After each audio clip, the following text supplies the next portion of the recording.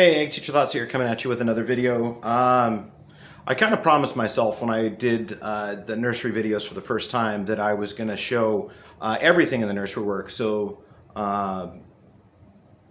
usually you get to see the sunshine and the roses and stuff, but this is the mud, the blood, and the pain.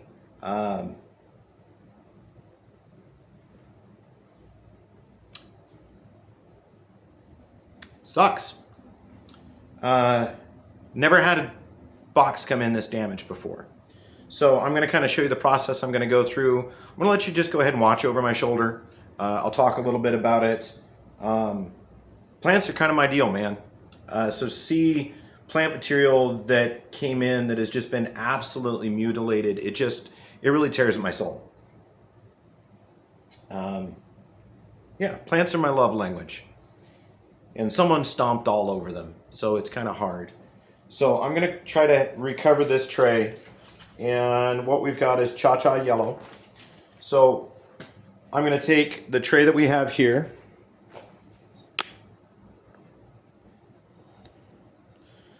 I'm going to take the tray that we have here, and I'm going to transplant these. I'm just going to put them right now into another plug tray.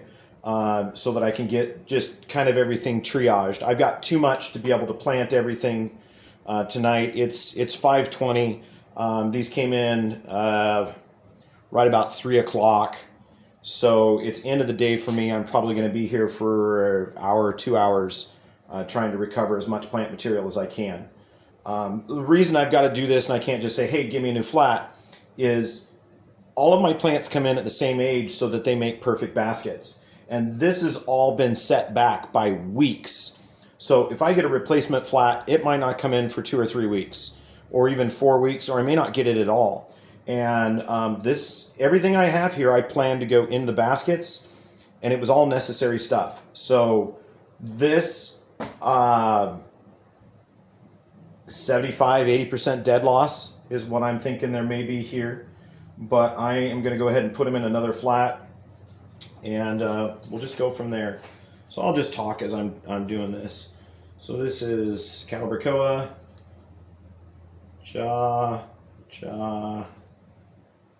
Yellow. And I loved that one too. Okay. So these little peel and stick tags. I'm just going to put this up in here.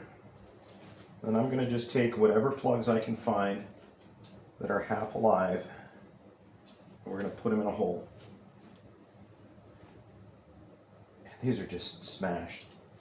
So this is about the only way we can do this. Some of these, they're really cold. They're really cold. Some of these are going to recover, and some of these will not. One of the hazards of having plant material that's been treated like this, especially since it was 24 in Memphis last night. I checked. They could also be frozen, but I won't know that until I get to see them in actual daylight. Let me just stick my plant material off to the side. We'll see what we can do. All these have just been crushed.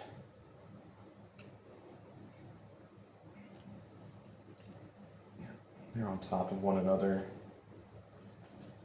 And again, this is not the grower's fault. This is totally not the grower's fault.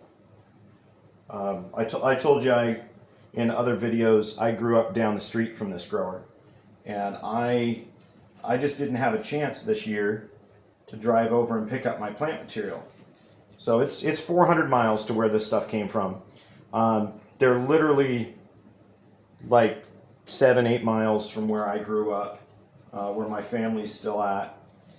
And in years previous, I've driven over with my car on my own dime and driven into the nursery, grabbed my flats, enjoyed hanging out with family for a little bit, and then drove back to Idaho. And it's 400 miles over and 400 miles back. So you can see why I might not want to just make that drive, especially in winter, which usually we have very poor conditions. So I didn't this year. I took a gamble. And as soon as I saw that this box was headed for Tennessee, I knew it was going to be dead. I knew it was going to look like this. Just by the way the other plant material looked when I got it yesterday. It's all tumbled up.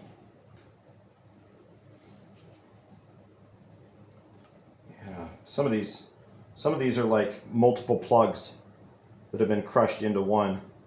There's 2 plugs here. There you go.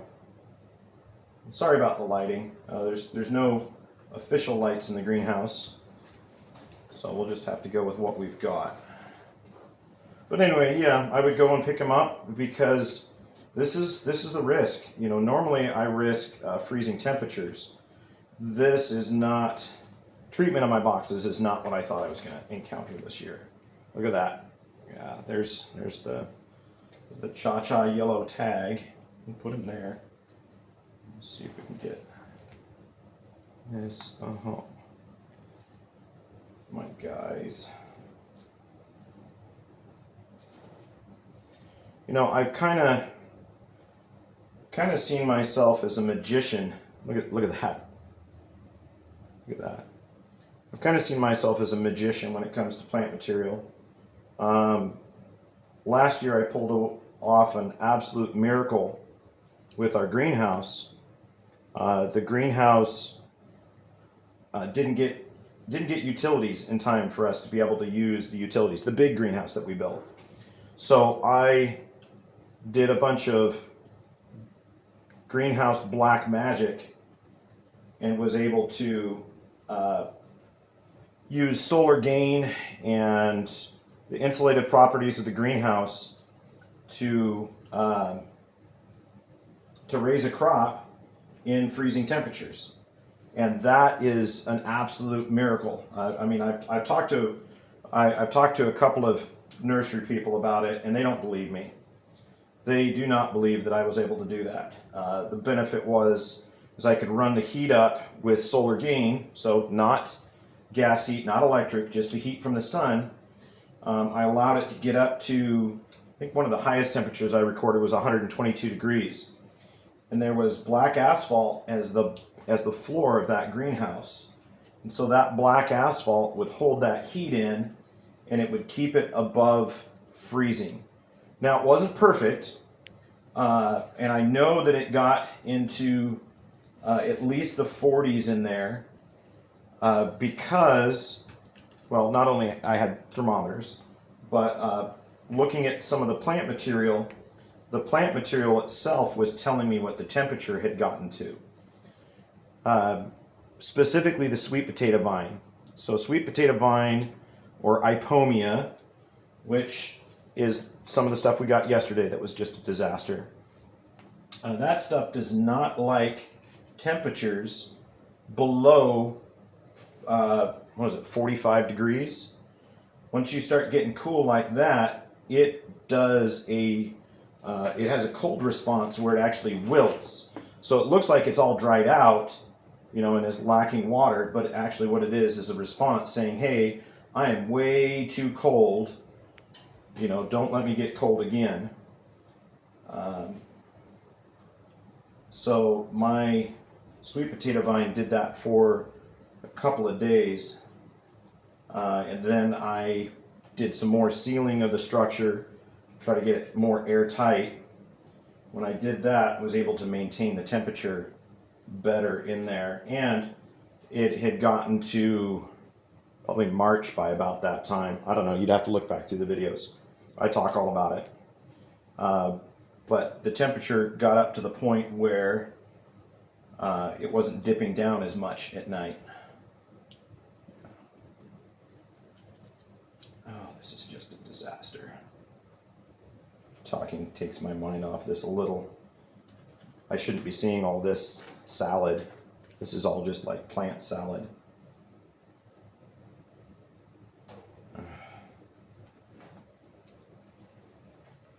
Okay. So that is, I think that's all we can recover off of that.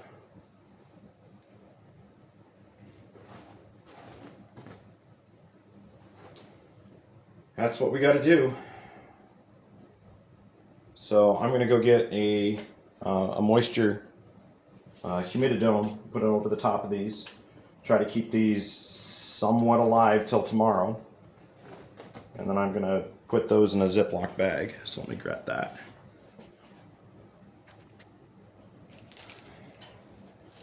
Alright, so I got a tag in there. I'm going to take all of what has basically become salad mix, put it in there. Yeah, crazily enough, we put it right in there.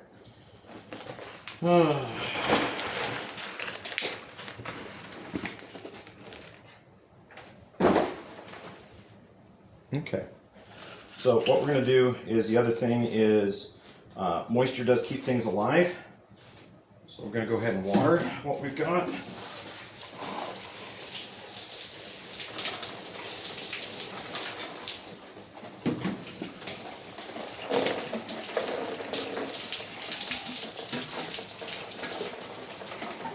Okay, tuck that plant material back in there. And we're going to put some humididomes on it. Luckily, I keep a stock of these. I've got several flats in triage. I was hoping to be able to keep my plants in the plug trays for a few weeks. Just 2 weeks for the semester to roll over, so that I could have my students work with me to plant all of these up. But unfortunately, that is not going to happen with any of the stuff that's damaged. It's all going to have to be planted tomorrow.